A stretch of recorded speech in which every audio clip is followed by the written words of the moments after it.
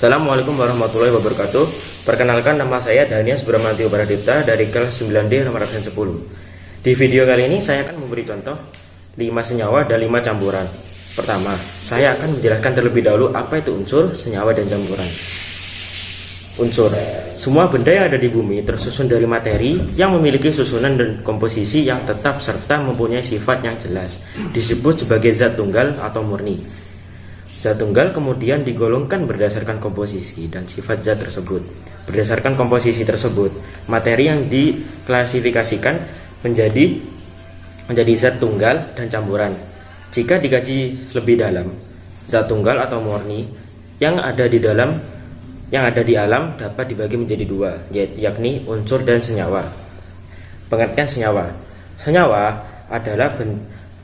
Senyawa adalah zat yang dibentuk oleh dua unsur atau lebih. Melalui reaksi kimia, senyawa dapat diuraikan menjadi unsur-unsur pembentuknya.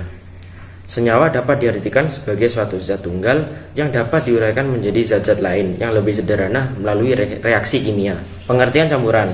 Dalam kimia, campuran adalah sebuah zat yang dapat dengan menggabungkan dua zat atau lebih yang berbeda tanpa reaksi kimia yang terjadi. Objek tidak menempel satu sama lain, sementara tak ada perubahan fisik dalam suatu campuran. Properti kimia suatu campuran dapat menyimpang dari komponennya, seperti titik lelehnya. Campuran dapat dipisahkan menjadi komponen aslinya secara mekanis. Campuran dapat bersifat homogen atau heterogen.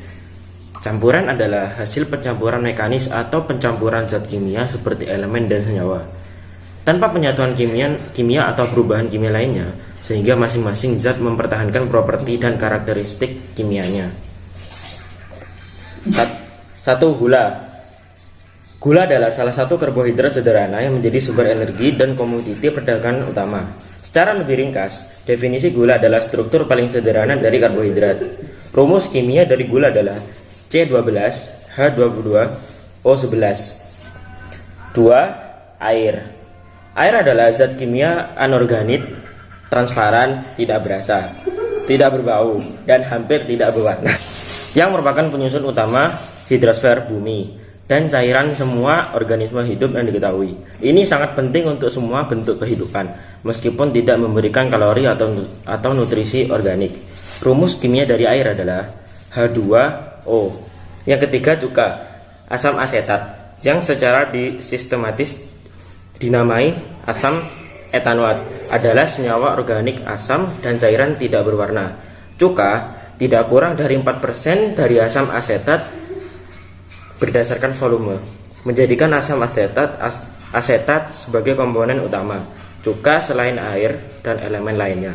Rumus kimia dari asam asetat atau cuka adalah CH2COOH. Yang keempat, garam dapur. Garam adalah senyawa yang dibentuk dari reaksi antara larutan asam dan basa.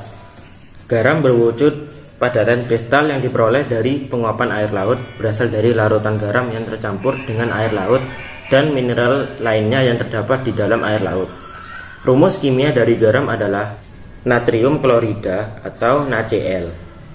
Yang kelima, aki atau araki. Air aki atau asam sulfat merupakan asam mineral anorganik yang kuat.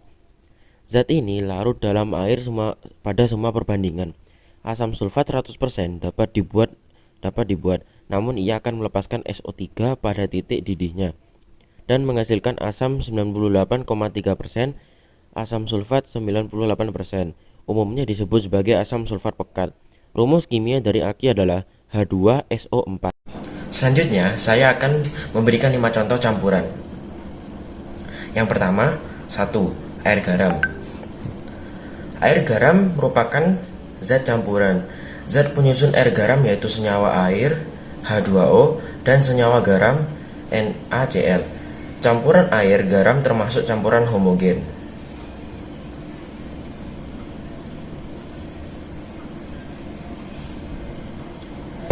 Yang kedua, air gula. Air gula, campuran antara gula beserta air, merupakan campuran homogen atau biasa disebut dengan larutan. Dalam campuran tersebut terdapat dua penyusun campuran atau larutan, yaitu air H2O sebagai pelarut dan gula C12H22O11 sebagai zat yang terlarut.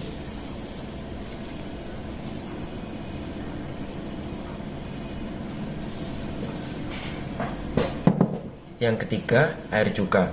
Air cuka merupakan zat campuran yang terdiri dari air H2O dan asam asetat CH2COOH. Air yang ditambahkan cuka merupakan campuran homogennya.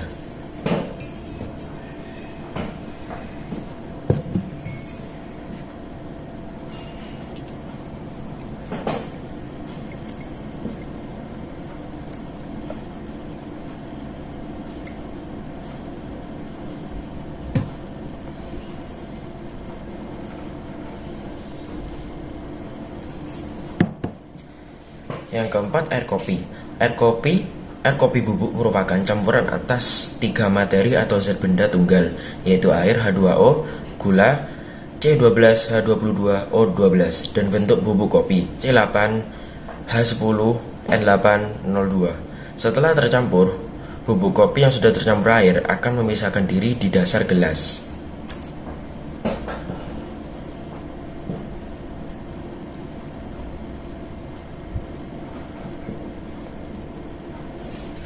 Yang kelima, air pasir. Campuran air dan pasir merupakan zat campuran heterogen karena pencampuran kedua membuat campuran yang memiliki dua fase heterogen, sehingga zat penyusun campuran dapat dibedakan atau terlihat tidak sama.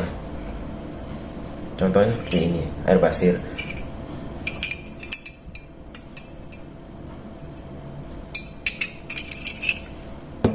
Itu dia contoh 5 senyawa dan 5 campuran yang ada di sekitar saya. Sekian, terima kasih. Mohon maaf bila ada kesalahan. Wassalamualaikum warahmatullahi wabarakatuh.